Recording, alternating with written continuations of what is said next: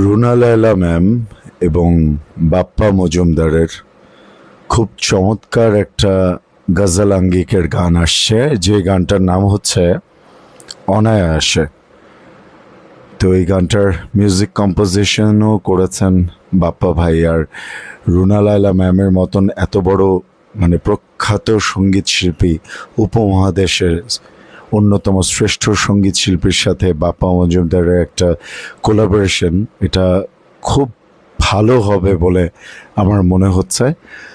So কথা বাড়াবো না, এই অনায়াসে গানটার উপরে রিয়াকশন দিব। আর 597 জন সাবস্ক্রাইবার্স হয়ে গেছে, আর 3 জন হলেই 600 হবে।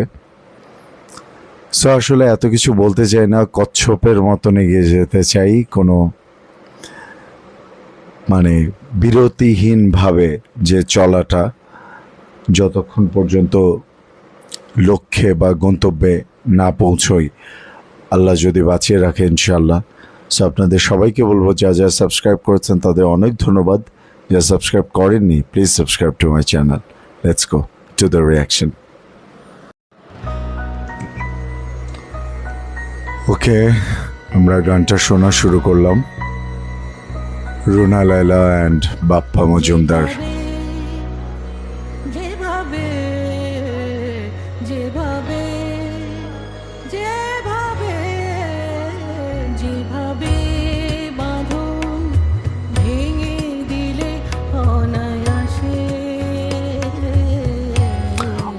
অনায়াসে এই ওয়ার্ডটা খুব সুন্দর, খুব সহজেই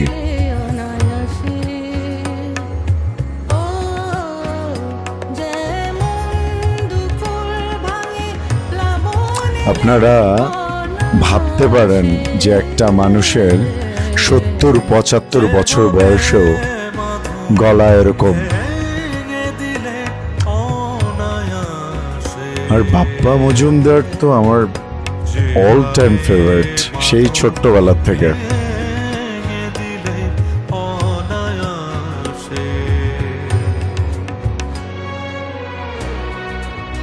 শোনেন, মিউজিকের ফাঁকে ফাঁকে একটু কথা বলি। এই যে বলছে না যে বাঁধন ভেঙে দিলে অনায়াসে, দুনিয়াটা আসলে বাঁধন ভাঙারই খেলা।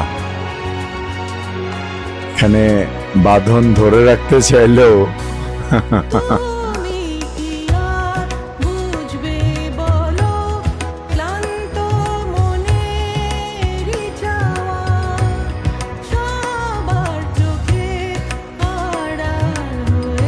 গানটা যিনি লিখেছেন অসাধারণ।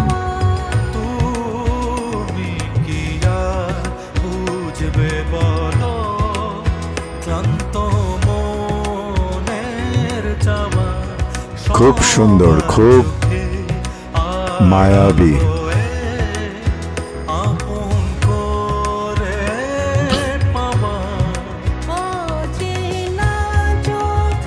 বাহ,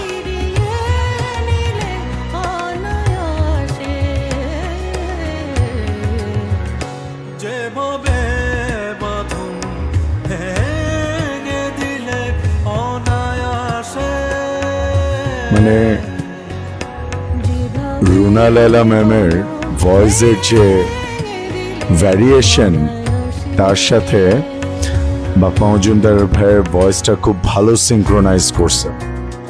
অ্যান্ড এই গানটা কিন্তু জেনে অবাক হবেন, এটা রুনা ম্যামের একাই করার কথা ছিল।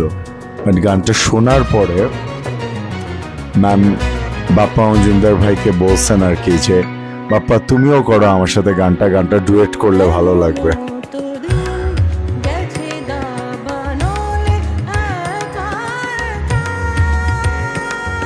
চমৎকার।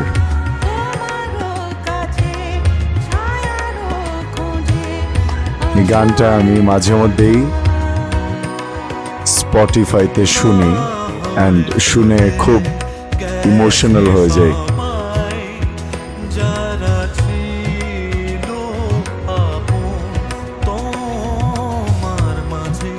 কি কথা, এরকম কথার গান তো আজকাল শোনা যায় না।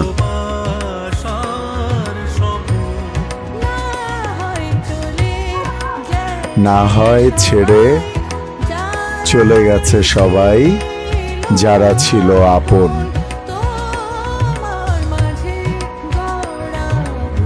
তোমার মাঝে গড়া ভুবন, ভালোবাসার স্বপন।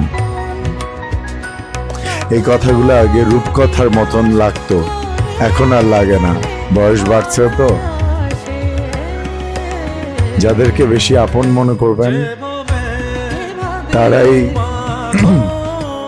সবচেয়ে বড় কষ্টটা, আঘাতটা আপনাকে দিবে। যাকে বেশি ভালোবাসা দিবেন সেই পেছন থেকে ছুরিটা মারবে, এমন ভাবে মারবে নিঃশ্বাস নিতে পারবেন না। এটাই সত্য,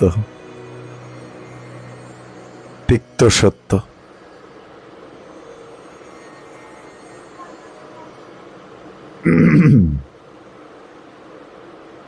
চমৎকার চমৎকার, মানে গানটা শুনে আমি আসলে পুরা অন্য একটা জগতে চলে গিয়েছিলাম। আমি তো মাঝে মধ্যেই শুনি গানটা, তারপর ভাবলাম যে এই গানটার উপর তো ডেফিনেটলি আমার রিয়াকশন দেওয়া উচিত।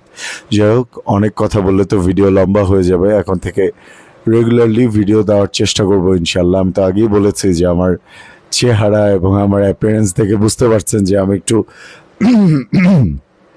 মানসিক এবং শারীরিকভাবে একটু অসুস্থ অবস্থায় আছি।